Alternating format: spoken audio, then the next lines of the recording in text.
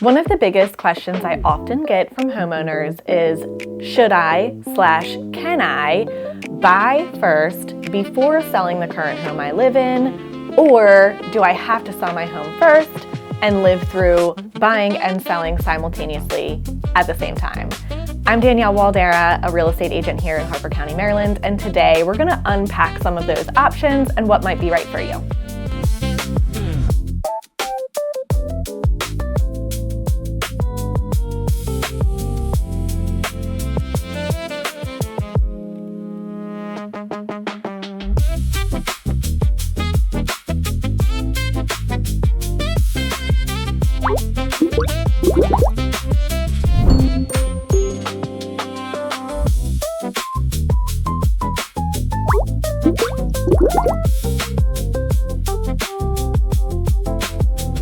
The biggest challenge when buying and selling simultaneously, believe it or not, is not financially related.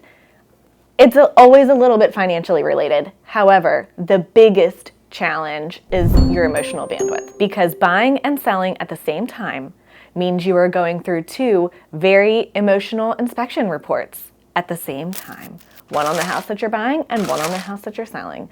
You're submitting a lot of documents to different people at the same time. You're getting quotes from insurance agents at the same time. It can be a very overwhelming and overstimulating experience if you're not ready for it. The positive to that is you rip the Band-Aid off. I'm a rip the Band-Aid off type of person. So I would rather have 30 days of living through absolute hell than 90 days of like 70% hell. So I would rather just do it all at once and rip the Band-Aid off personally, but that is a very personal decision. And I also think some factors of that can come into play is your personal life. So how do you live in the home that you live in now? Do you have small kids? Do you have a lot of pets? Is it going to be really difficult if somebody gives you an hour showing notice for you to put everything away that the kids have been playing with, vacuum up all the dog hair, throw the dogs in the car, throw the kids in the car, throw the cat in a carrier? How do you live your personal life, and how is that going to affect how stressful it could be selling your house while you're living in it and also purchasing another home at the same time?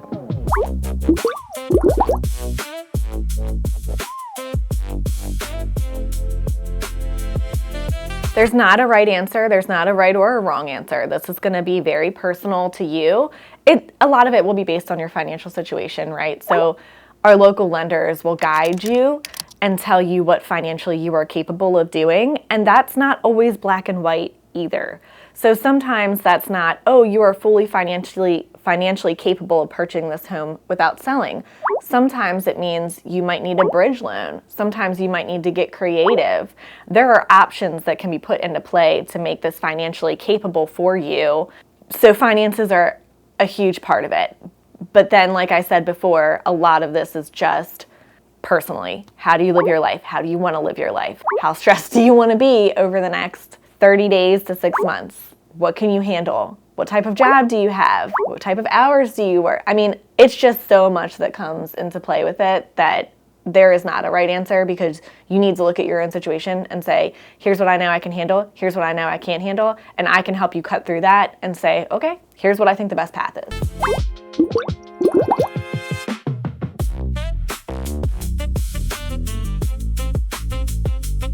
Always have a contingency plan for yourself. Before you decide to take this on, sit down with the people who matter to you. Your significant other, your children, your family, your parents.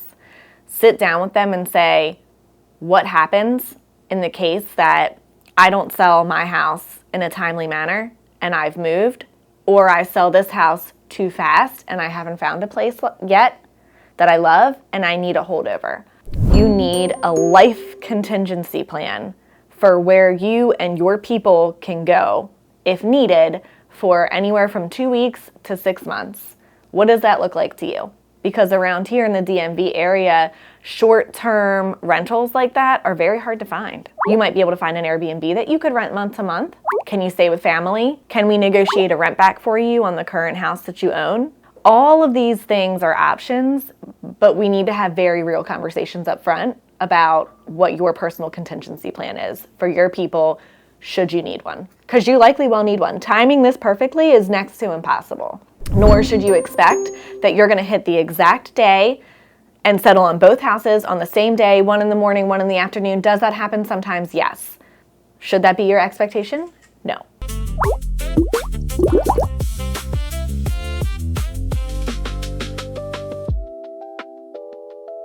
Most of the strategies that I'm going to use with you to help manage your risk are going to be having a full understanding of your financial picture and your personal picture before we move forward, because the most important thing to me is that you're comfortable with this. I don't want to see you kirk out midway because we've put you under too stressful of a situation that could have been avoided had we just had a conversation up front, knowing what your capabilities were. So to help manage your risk, we're going to get you in touch with the proper lenders for your situation. Make sure financially this is comfortable for you. In addition, make sure we've had a healthy conversation about what this is really going to look like and what you're capable of.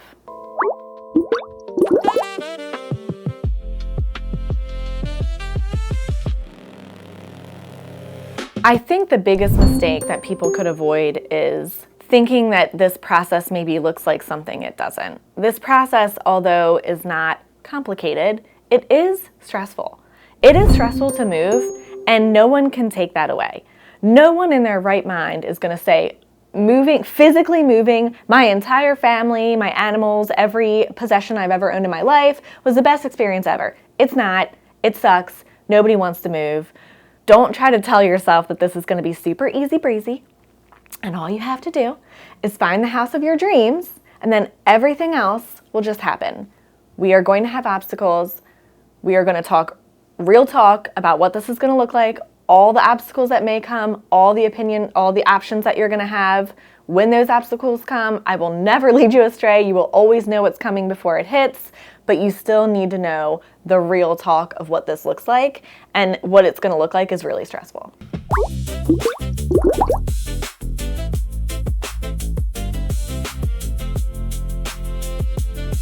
The first conversation that we're going to have before deciding to move is your bandwidth and your contingency plan. And the contingency plan of where do you go if this house sells very quickly? Where do you go if you can't find another house that you're in love with? I don't want you to rush through the process. I don't want you to just buy a house because your time is up and you need a house. Are we in a market where we can get you a rent back? How long? What does that look like? We're going to talk about mostly your contingency plan, because personal life-wise, that's what matters. Where are you going to live? Where are you going to live? That's what you need to know.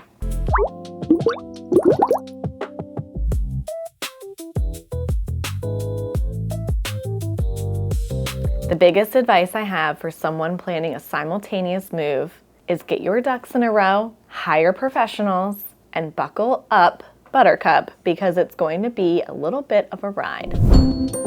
Thanks for watching. I'm Danielle Waldera, a local realtor here in Harford County, Maryland. If you liked what you heard and saw today, please like, subscribe, comment to my channel, and stay tuned for the next video.